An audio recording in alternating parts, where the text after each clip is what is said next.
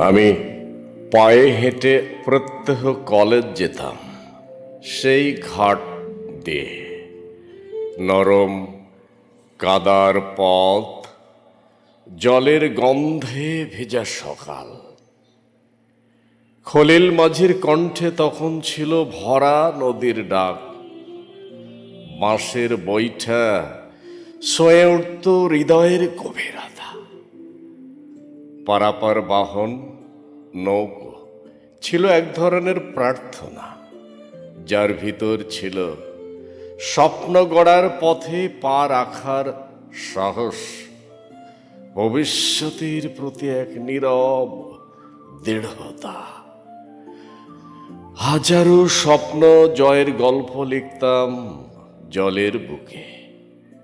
জলে ভেসে থাকত রোদের রেখা, আকাশে উঠত নাম না জানা পাখির ঝাঁক, আর মাঝির চোখে ছিল এক গভীর আশ্বাস।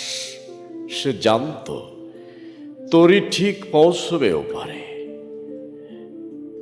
এমনি করে কেটে যায় কত শত দিন, মাস, বছর।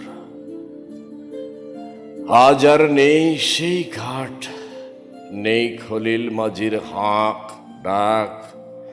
বাঁধের নিচে ঘুমিয়ে আছে অতীতের পদচিহ্ন। নাইতে আসা ন্যাংটা ছোকরারা, জলকে আসা ঘোমটা পরা গায়ের বধূ।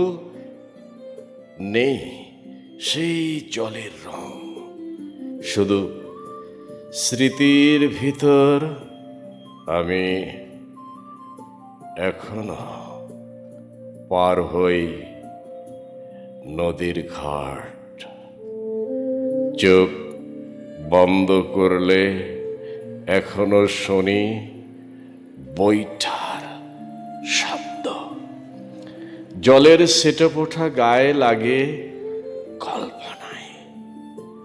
কখনো কখনো মন ভেসে যায় সেই দিনে, ফেরা না ফেরা অসীমার চরে। স্বপ্ন ছায়ায় খুঁজে ফিরি হারানো সেই খলিল মাঝির ঘাট, সেই নদী যেদিন নদী আমাকে মানুষ করতে চেয়েছিল।